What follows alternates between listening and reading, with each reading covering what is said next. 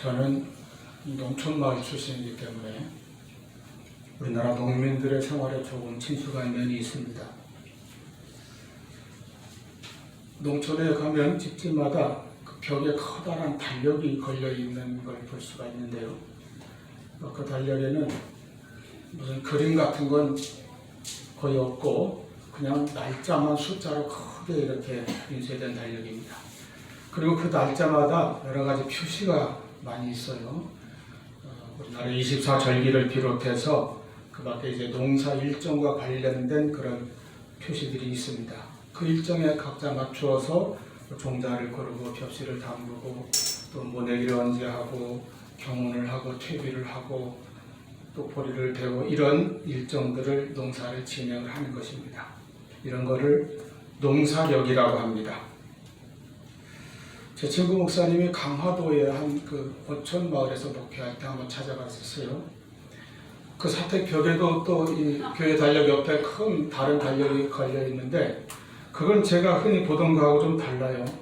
역시 그림 없이 이 숫자만 크게 있는 건 같은데 그 숫자 칸 안에 쓰여진 그 용어들이 조금 다릅니다.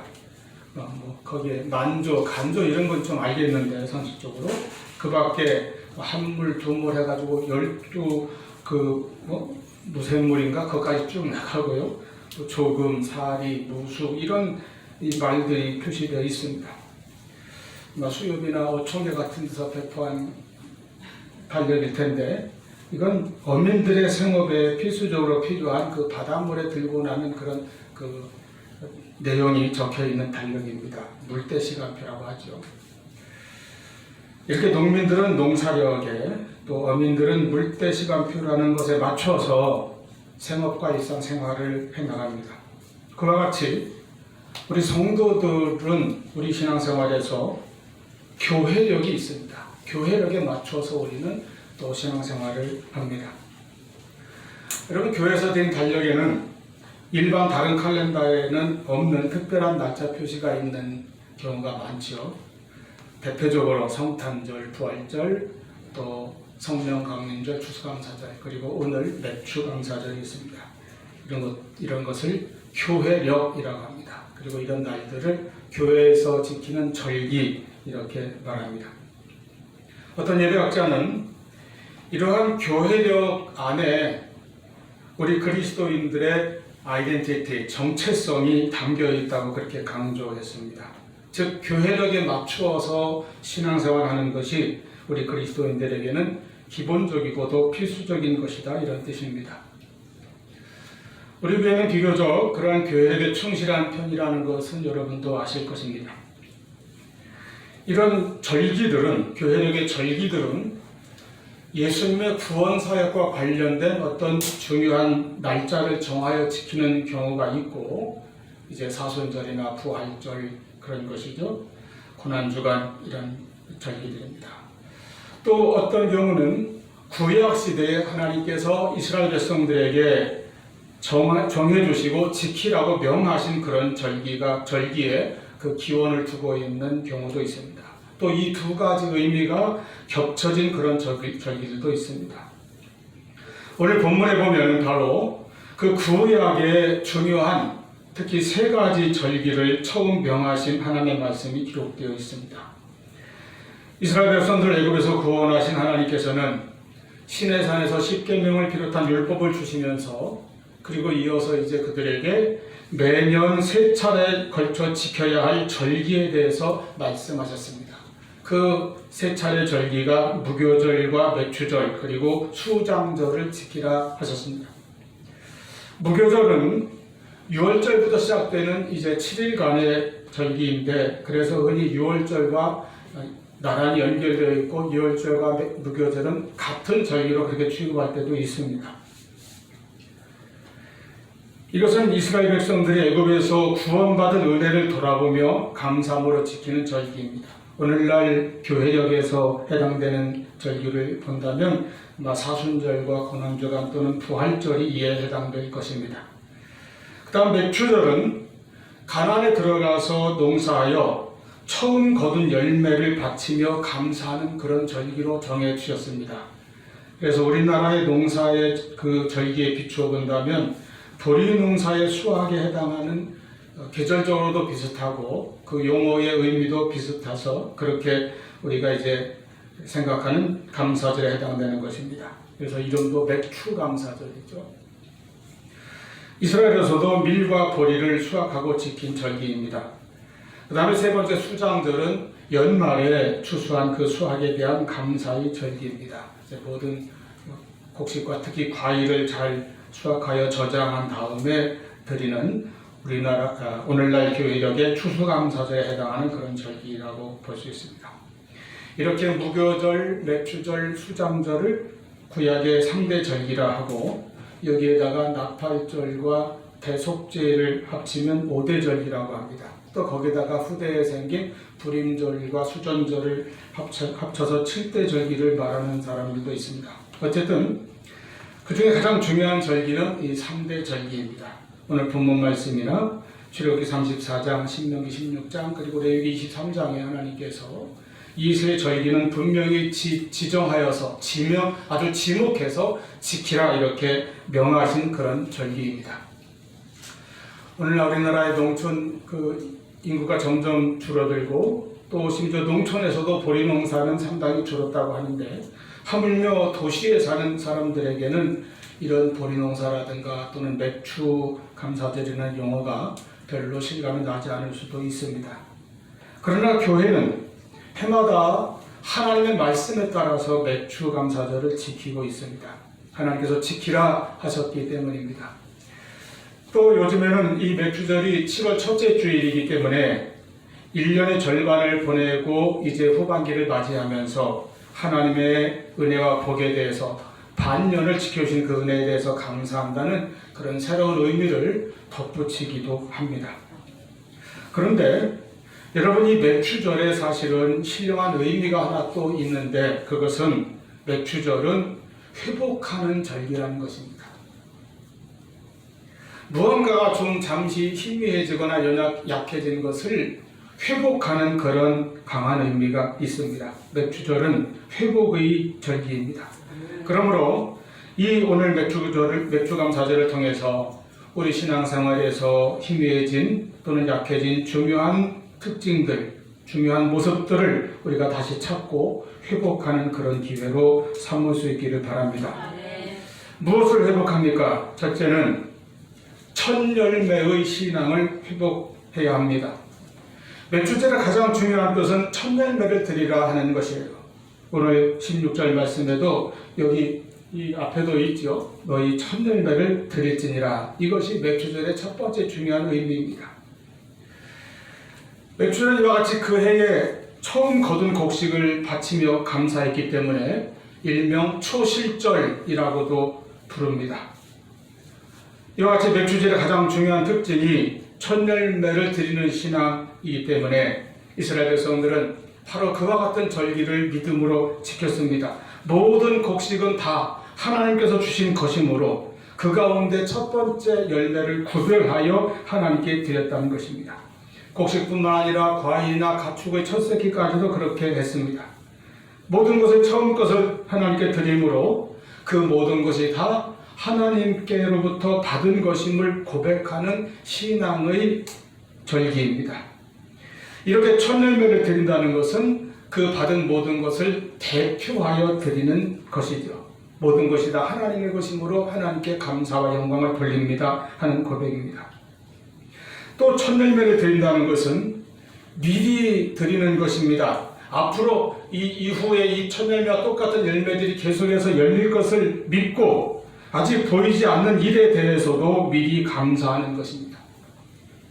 지금 당장은 이 나무에 작고 보잘것없는 첫 열매 하나가 열렸지만은 지금 당장은 내 손에 내 눈앞에 작은 일 하나가 이루어졌지만은 이런 형편이나 환경이나 상황 속에서도 우리가 믿음으로 또 소망을 가지고 앞으로 하나님께서 계속해서 맺게 해주실 그 열매들에 대해서 미리 감사하는 것이 바로 첫 열매의 신앙입니다.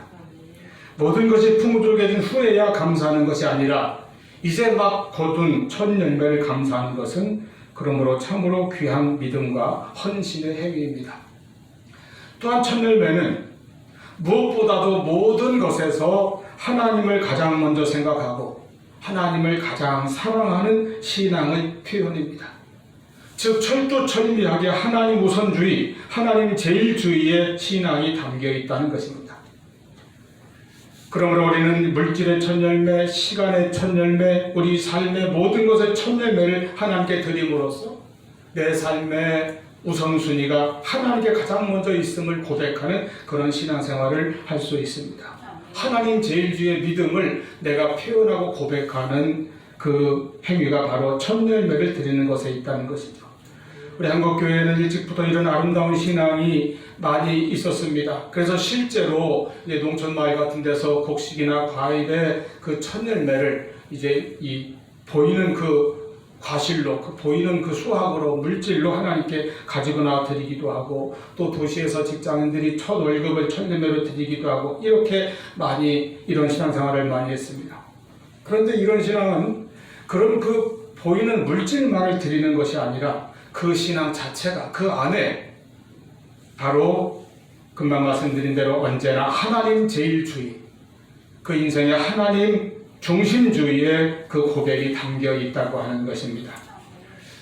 그런데 오늘날 어떤 때는 이제 하나님을 저 멀리 미뤄두고 있다가 그저 나한테 어려울 때, 급할 때, 아쉬울 때만 하나님을 찾거나 하나님을 어떤 자기 목적을 위한 수단 정도로만 여기는 그런 신앙으로 변질되어 버릴 때도 있습니다. 그러므로 우리가 맥주절을 지킬 때마다 이러한 첫 열매의 신앙, 하나님 제일주의, 하나님 중심주의로 돌아가는 그런 신앙을 회복하여야 할 것입니다. 신앙생활 하다가 때때로 은혜가 식어지고 감격도 사라지고 사랑이 메마른 그런 심령이 될 때가 있습니다. 그렇게 되면 신앙생활도 의무적으로 억지로 하거나 그저 형식적인 그런 상태가 되어버릴 수 있습니다. 이제 그럴 때마다 우리가 맥주절을 지키면서 하나님을 진정으로 사랑하는 그 마음이 다시 회복될 수 있기를 바랍니다. 나아가서 우리는 물질의 첫 열매뿐만 아니라 영적인 첫 열매를 회복하는 그런 절기가 되도록 지켜야 합니다. 곧 우리의 처음 신앙, 처음 사랑, 처음 헌신, 처음 순종, 처음 감격, 신앙생활 할 때 그 처음의 감사와 열심, 순종, 헌신을 회복하는 그런 자세가 있어야 합니다. 처음 신앙은 언제나 순수합니다. 뜨겁습니다. 나를 구원해 주신 그 은혜에 대한 감사와 감격만 있을 뿐입니다. 그렇기 때문에 그 처음 신앙에는 바로 하나님 제일주의의, 하나님 중심주의의 뜨거운 고백과 순종이 있었습니다. 이러한 처음 신앙의 열심과 처음 사랑의 행위를 우리가 회복하는 것이 바로 맥주절이 되어야 하는 것입니다. 계시록 2장 4절 5절에 에베소 교회에 보낸 편지와 같이 그러나 너를 책망할 것이 있나니 너의 처음 사랑을 버렸느니라. 그러므로 어디서 떨어졌는지를 생각하고 회개하여 처음 행위를 가지라 하신 주님의 말씀을 마음 깊이 간직하실 수 있기를 바랍니다. 이렇게 우리가 첫 열매를 드리면서 내 삶의 우선순위를 하나님께 두고 하나님 중심주의, 하나님 제일주의의 믿음을 고백할 때에 하나님께서는 그 사람에게 더 큰 은혜를 주십니다. 잠언 3장 9절 10절 말씀에 네 재물과 네 소산물의 처음 익은 열매로 여호와를 공경하라. 그리하면 내 창고가 가득히 차고 내 즙틀에 새 포도즙이 넘치리라 하셨습니다. 또 마태복음 6장 33절에서도 예수님께서 말씀하셨습니다. 그런즉 너희는 먼저 그의 나라와 그의 의를 구하라. 그러면 이 모든 것을 너희에게 더하시리라. 두 번째로 맥주절에 우리는 이 회복하는 절기에 감사의 신앙을 회복하여야 합니다. 맥주절은 역시 감사절입니다. 그래서 합해서 맥주감사절이라고 부르는 것이죠. 이 감사하는 믿음, 감사하는 신앙이 우리에게 날마다 회복되어야 하는데 그 특별한 이제 동기, 특별한 계기를 마련해 주는 절기가 바로 맥주감사절입니다. 여러분 우리 신앙에서 무엇에 감사합니까? 가장 먼저 가장 크게 감사해야 될 가장 큰 은혜는 구원받은 은혜입니다. 구원의 은혜입니다. 그래서 맥주절의 뿌리는 6월절입니다. 우리가 맥주절을 아까 첫 열매를 드려서 초실절이라고 했고 또 다른 이름은 칠칠절이라고 하는 그 이름도 있는데 이것은 6월절부터 시작해서 7주 후에 지킨다. 그래서 7일의 7주, 7일간 7주해서 77절일 것입니다. 이런 명칭에서도 알 수 있는 것처럼 6월절을 기준으로 매추절을 정했다는 거예요. 즉 6월절이 없는 매추절은 있을 수가 없습니다. 6월절은 무엇입니까? 이스라엘 백성들이 애굽의 바로의 그 폭악과 압제로부터 구원받은 날, 출애굽한 날입니다. 그들은 400년간 애굽에서 바로의 노예로 있으며 온갖 고통을 당하다가 하나님께서 모세를 통하여 이제 바로를 치시고 6월절에 그들을 구원하실 때에 하나님께서 가르치신 그 방법대로 어린 양을 잡아, 이 양이 6월절 양이죠. 이 양을 잡아 그 피를 문설주 좌우 인방에 바르고 그럼으로써 그 피로 말미암아 그 집은 죽음의 천사로부터 재앙으로부터 보호를 받고 구원을 받았습니다. 그리하여 구원받은 그들이 출애굽할 수 있었던 것입니다. 그리고 하나님의 인도하심을 따라서 이제 여기 시내산에까지 도착했습니다. 그 시내산에서 율법을 받고 절기에 대한 말씀을 받았습니다. 그리고 그 시기가 보리 추수 때이기 때문에 맥추절이라는 이름이 있었고 그 다음에 그 날짜가 6월절부터 계산해서 50일 후 그래서 77절 이렇게 이름을 붙여주었습니다. 때로는 그래서 오순절이라고도 합니다. 그러므로 우리의 첫 번째 감사는 6월절 어린 양을 통하여 구원받은 은혜에 대한 감사입니다. 애굽의 바로와 같은 죄와 사망의 사슬에서 구원받은 그 사실을 감사하는 것입니다. 6월절 어린 양 되시는 예수 그리스도의 보혈로 나를 속박하던 모든 죄악의 사슬과 마귀의 권세에서 모든 심판과 저주와 멸망에서 구원받은 것에 우리가 뜨겁게 감사하며 매추절을 지켜야 할 것입니다. 또한 우리는 이제 하나님께 늘 살아가면서 받고 있는 그 은혜에 대해서 감사합니다.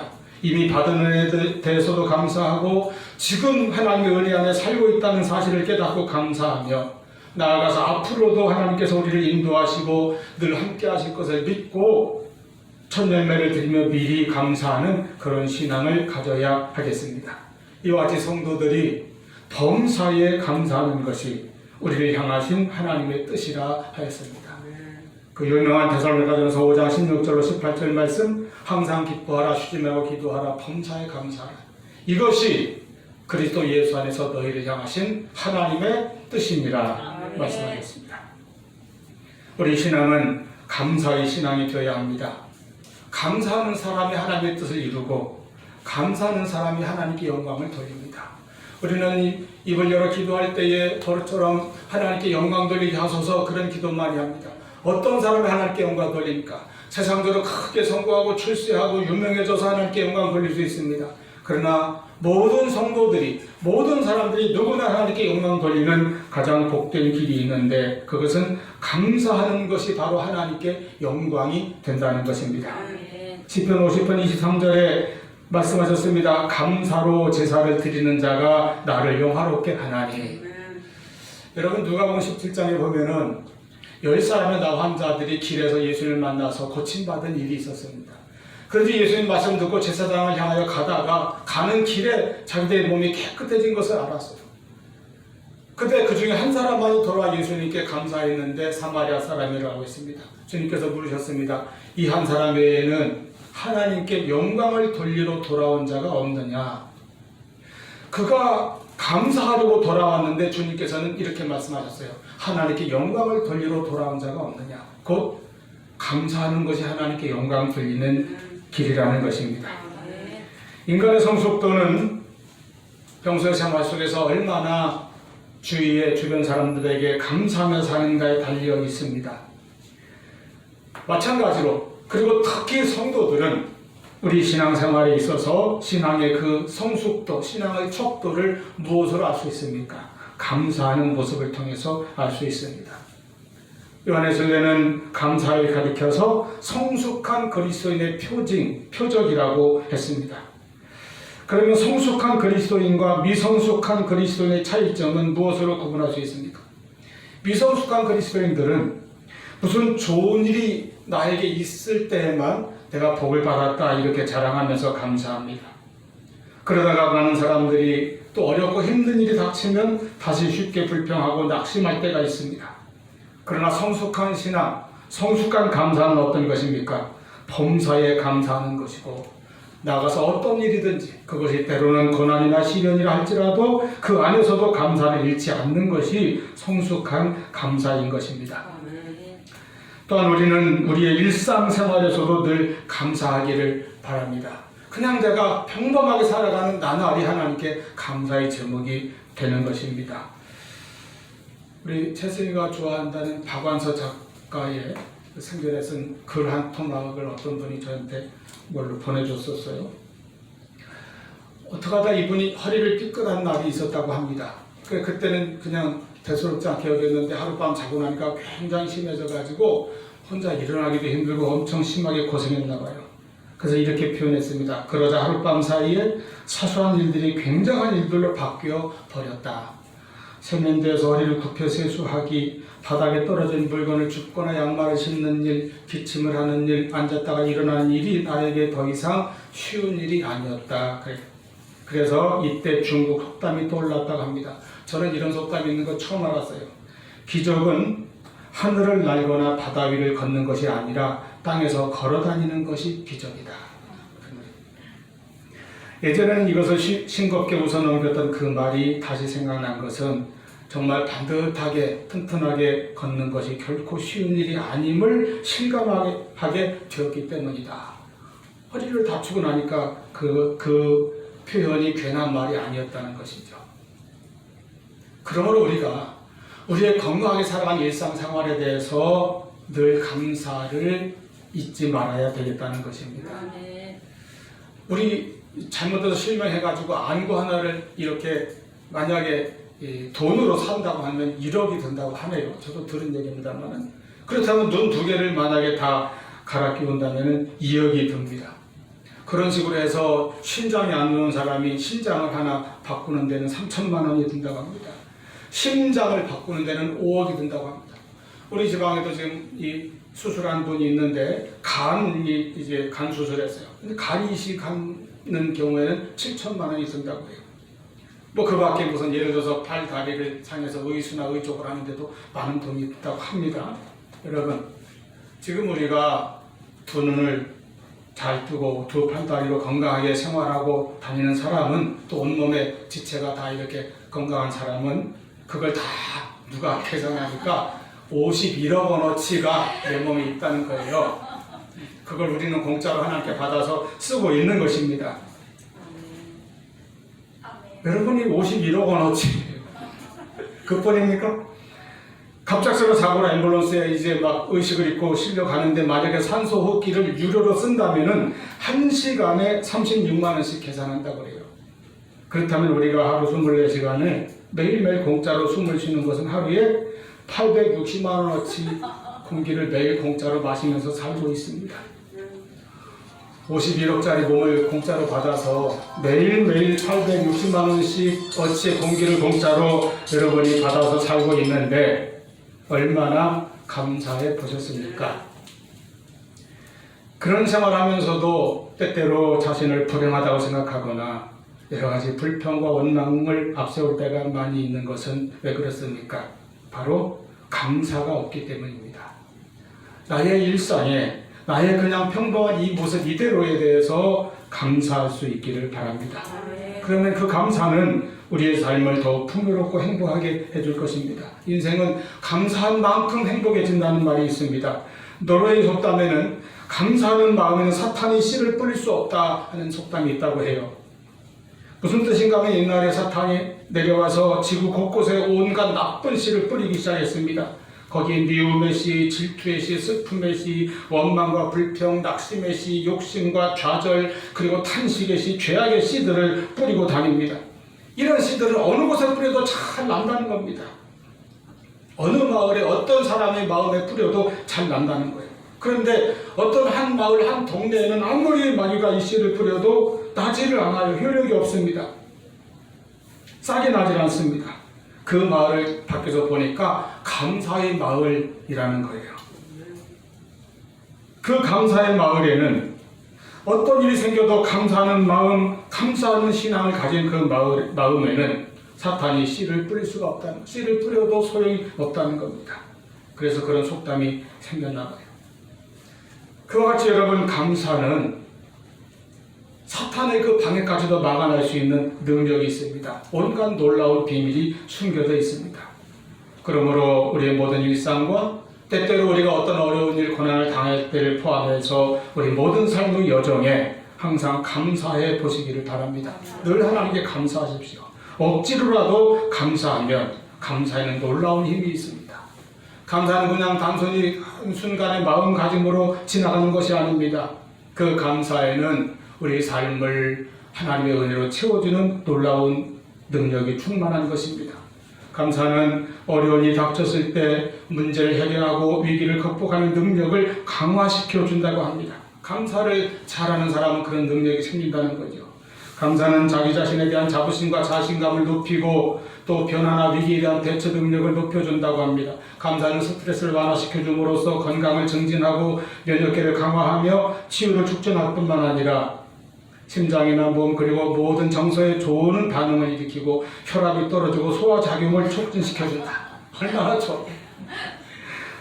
감사는 가정이나 직업에 대한 만족감과 기쁨을 증가시킴으로써 인간관계를 향상시키고 갈등을 해소하며 사랑이 넘치도록 만들어주고, 감사는 작업 환경을 향상시키고 구성원들이 서로 협력하도록 이끌어내어서 자신이 원하는 인간관계를 갖게 한다는 것입니다. 그뿐인 줄 아세요? 감사하는 사람은 평균 수명이 9년까지 늘어난다고 해요. 대단하지 않습니까? 감사의 씨를 뿌리면 감사의 열매를 거두게 됩니다. 감사하면 감사의 열매가 맺히는 거예요. 마치 마중물을 부으면 펌프의 물이 밑에 있던 지하수가 펑펑 쏟아져 나오는 것처럼 우리가 작은 일에 감사할 때 하나님께서는 더 많은 감사의 조건들로 주렁주렁 열리게 해줄 것입니다. 그러므로 하나님의 은혜를 날마다 깨닫고 기억하고 감사하는 우리들, 감사를 회복하는 그런 맥주절을 잘 지키는 우리가 될 수 있기를 바랍니다. 세 번째로 맥주절은 사랑을 회복하는 절기입니다. 맥주절의 특징은 사랑입니다. 하나님 사랑이며 이웃 사랑입니다. 하나님께서는 맥주절이 보리 추수하는 절기인데 그 보리나 밀을 수확하는 일에 대해서 이렇게 명령하셨습니다. 레위기 23장 22절에요. 너희 땅에 곡물을 벨 때에 반 모퉁이까지 다 베지 말며 떨어진 것을 줍지 말고 그것을 가난한 자와 거류민을 위하여 남겨두라. 나는 너희의 하나님 여호와니라. 구약성경에서 하나님의 특별한 관심은 이렇게 가난한 자, 약한 자에게 쏠려 있었습니다. 구체적으로 그들을 지정해서 한 말씀이 있어요. 고아와 과부와 나그네를 항상 대접하라. 항상 그들을 돌보라 그랬어요. 이 세 계층은 당시에 모두 경제력이 가장 약한 자들, 사회적으로 약자들이었습니다.